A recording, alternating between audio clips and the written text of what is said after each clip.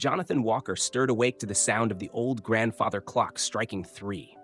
The hollow chime echoed through the dimly lit hallway of their Victorian home, a ghostly reminder of sleepless nights past. Beside him, Eleanor lay still, her breathing shallow, eyes clenched shut in the kind of restless slumber that never truly brought rest. He didn't need to turn to know she was awake. He could feel it. The tension in her body, the unspoken weight pressing down on them both. It had been years since Emily's passing, but grief never truly faded. It merely settled into the corners of their lives like dust, stirred up by the smallest reminders. A creak in the floorboards sent a shiver up Jonathan's spine. Eleanor shifted, wrapping her arms around herself as if warding off an unseen chill. The silence between them had become heavier than any argument. They both knew what haunted them, but neither dared to name it. Then a sound. Not from the house, but through the baby monitor on Eleanor's nightstand. A soft, rhythmic breath, Michael's breath. Their son. The child they had dared to hope for again. Eleanor's fingers tightened around the monitor. Jonathan heard her swallow hard, as if trying to suppress the rising tide of memories. He reached over, covering her hand with his own. "He's safe?" he whispered. But was he? Because once, long ago, they had believed the same about Emily. And they had been wrong. In the quiet of the night, as the clock's echoes faded into the dark, Jonathan wondered if fate was kind enough to give them a second chance, or cruel enough to take it all away again. The first time Eleanor Walker saw Rex, she felt something shift deep inside her. An unspoken understanding, a connection forged in silent grief. The German Shepherd stood rigid behind the kennel bars, his amber eyes locked onto hers with unsettling intensity. He wasn't like the other shelter dogs, who wagged their tails in desperate pleas for affection. No, Rex simply watched, measured, waiting. Sarah Mitchell, the shelter director, cleared her throat. "Mrs. Walker, I need to be completely transparent. Rex has a complicated past. He served 2 tours in Afghanistan as a military working dog. His record is commendable, but there was an incident, one involving a child. The military classified the details, but..." She hesitated, choosing her words carefully. Most families with young children pass on adopting him. Eleanor barely heard her. She knelt beside the kennel, extending her hand just beyond the metal bars. Rex didn't flinch. Instead, he lowered his head, pressing his nose briefly against her fingers. The weight of his presence was overwhelming. Behind her, Jonathan shifted uncomfortably. "Eleanor, we need to talk about this. We're trying to rebuild, to start fresh with Michael. A dog with this kind of history, it's a risk." His voice was steady, rational, the same tone he used in the courtroom when dismantling an argument. Eleanor met his gaze, her expression unyielding. "So do we," she said quietly. "Does that mean we don't deserve a second chance either?" The silence between them was thick. Then, without a sound, Rex lifted his paw and placed it against the kennel door. A soldier's gesture, an unspoken vow. And just like that, Eleanor knew. He wasn't meant to be left behind. The first time Eleanor heard the growl, she dismissed it as nothing more than Rex's instinct. A former military dog, after all, would be on high alert in a new home. But as the nights passed, the sound returned, low, guttural, and unwavering. Not aggressive, but persistent, as if carrying a message she couldn't quite decipher. It always happened at the same time. 11:07 p.m. Eleanor lay still in bed, her fingers gripping the sheets as she listened to the steady, rhythmic sound of Rex's warning. She turned to Jonathan, but he remained asleep, his face turned away from her. The weight of exhaustion kept her frozen for a moment longer. But then, through the baby monitor, she heard something else. Michael's breathing, soft but steady. Rex was at the crib again.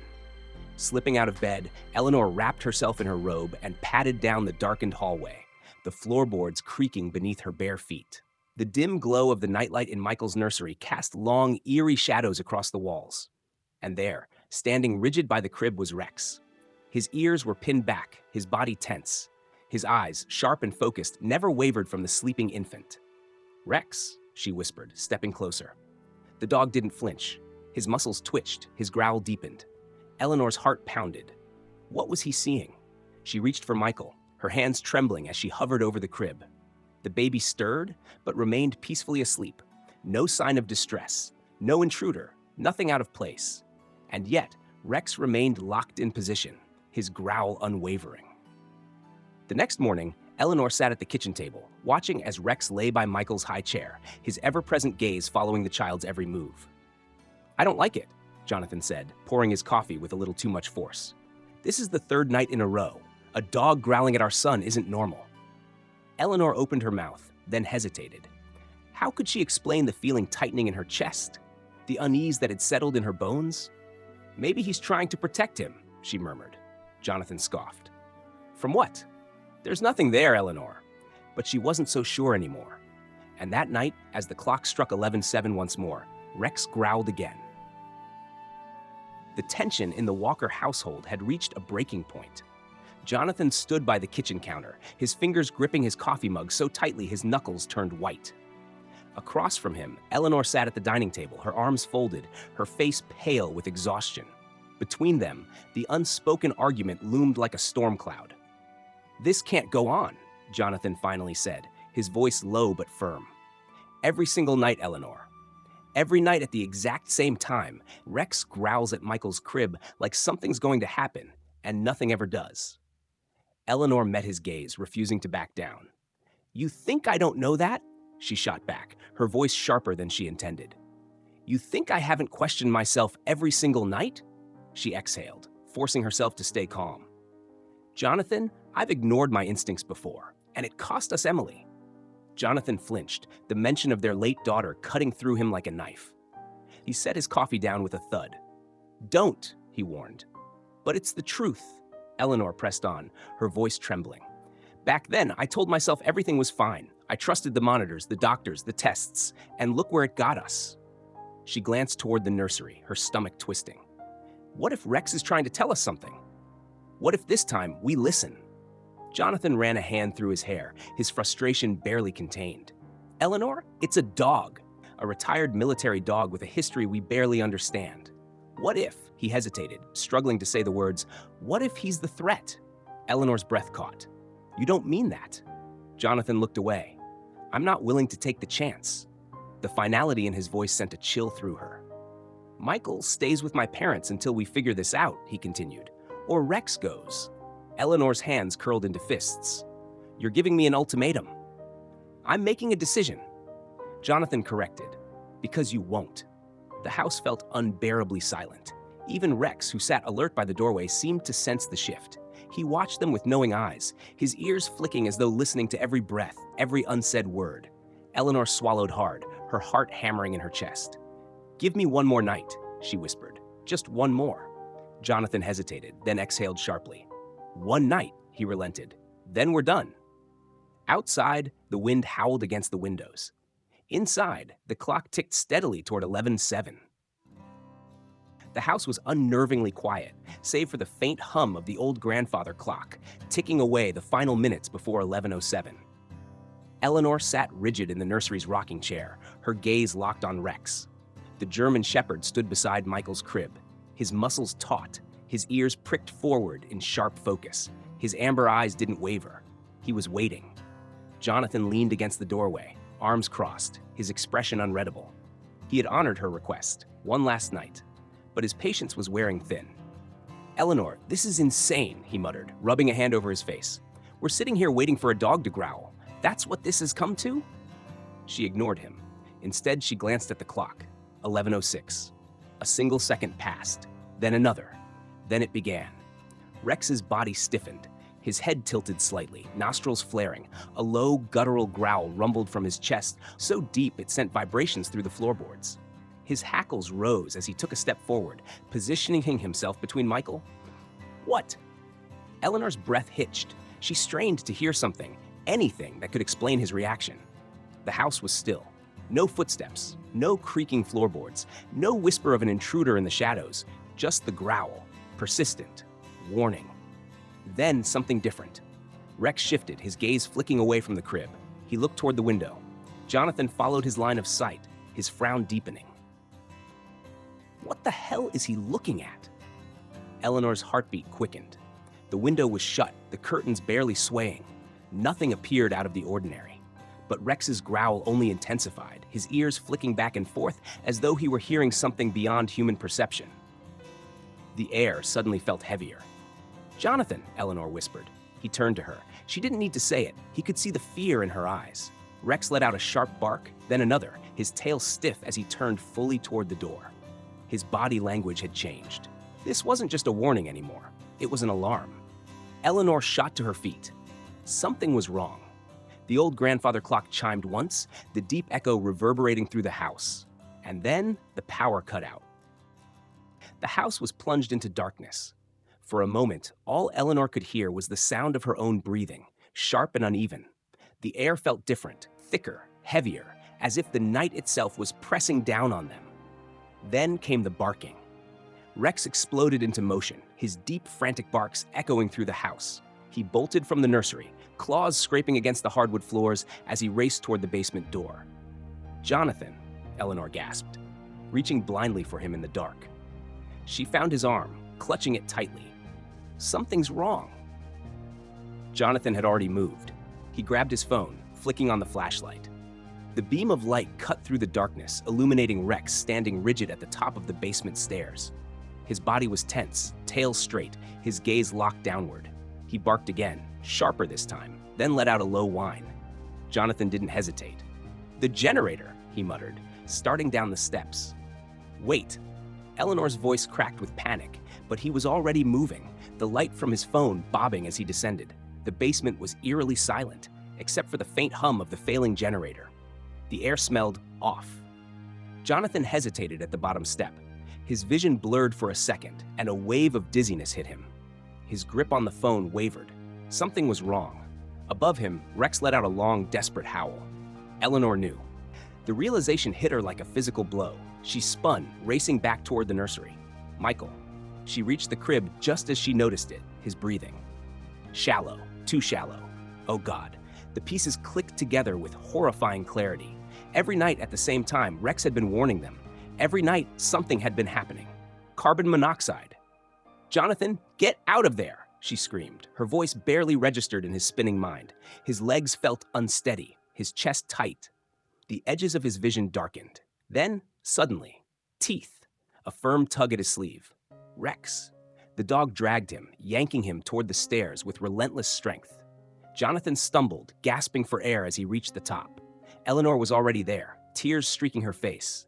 Michael let out a weak, startled cry, and for the first time in weeks, Eleanor finally understood. Rex hadn't been warning them about an intruder. He'd been trying to save them from the danger they couldn't see. The flashing red and blue lights from the emergency vehicles cast eerie shadows across the snow-covered lawn. Eleanor stood at the front door, her arms wrapped tightly around Michael, rocking him gently as paramedics worked around her.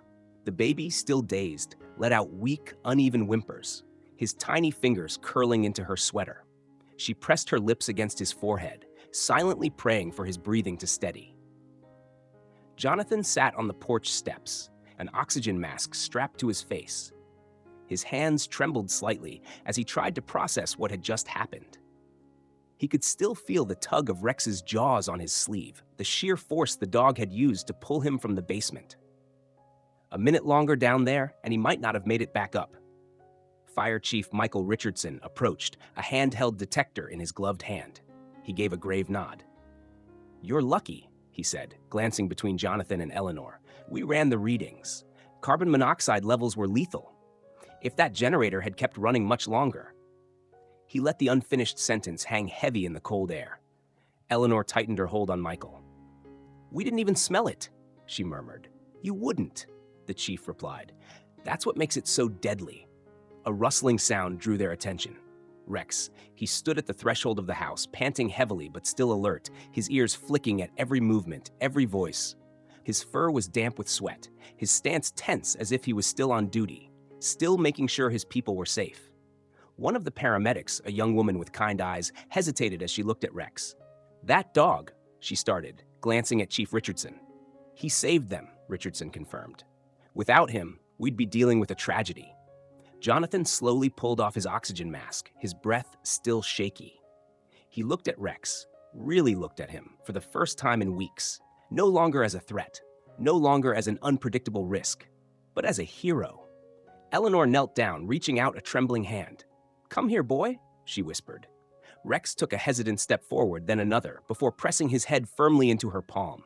A deep, exhausted sigh escaped him, as if he had been holding it in all along. Jonathan swallowed hard, guilt flickering across his face. "I was wrong," he admitted hoarsely. Rex simply blinked up at him, his amber eyes filled with quiet understanding. He hadn't needed an apology. He had only ever needed them to trust him. The morning light filtered through the hospital blinds, casting soft golden streaks across the crisp white sheets of Michael's hospital crib.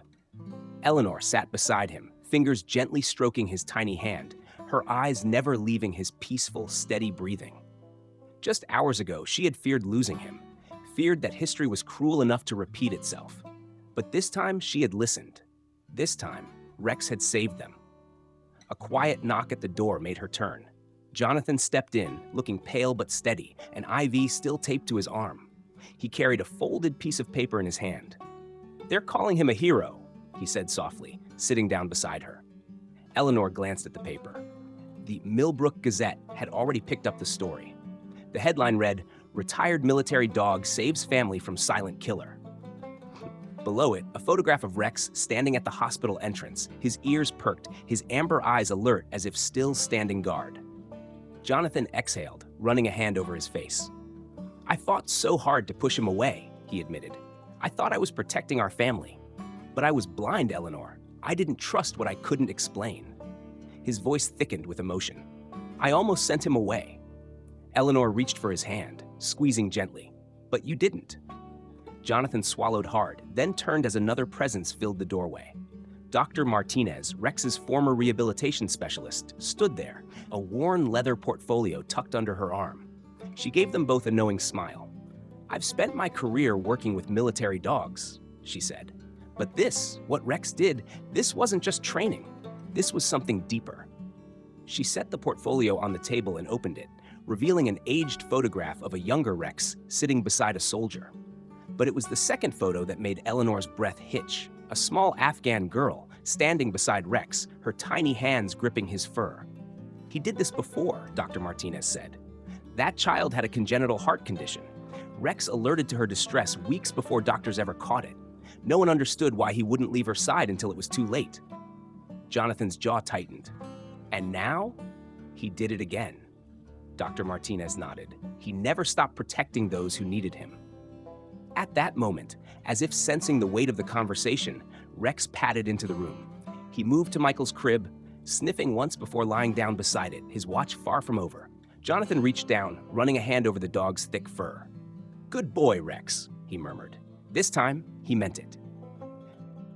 In the quiet moments after the storm, as the walkers rebuilt their lives with a newfound understanding, one truth became undeniable. Sometimes, the greatest protectors come in forms we least expect. Rex was more than just a dog. He was a guardian, a silent observer, a life-saving force that had never wavered, even when those he loved didn't understand him. How many animals have gone unheard? How many warnings ignored, instincts dismissed? Rex's story is not just about one family's survival. It is a testament to the profound intelligence, loyalty, and intuition of animals. They see what we cannot, sense what we ignore, and love us without question. Yet, too often, we take them for granted. We assume superiority, forgetting that nature has its own wisdom. What if we listened more? What if we valued their instincts as much as we do our technology? Rex saved a life because someone finally chose to trust him. Imagine what could happen if we extended that same trust to the animals around us, to the strays seeking kindness, to the forests crying for protection. Because in the end, protecting them isn't just an act of compassion. It's an act of survival.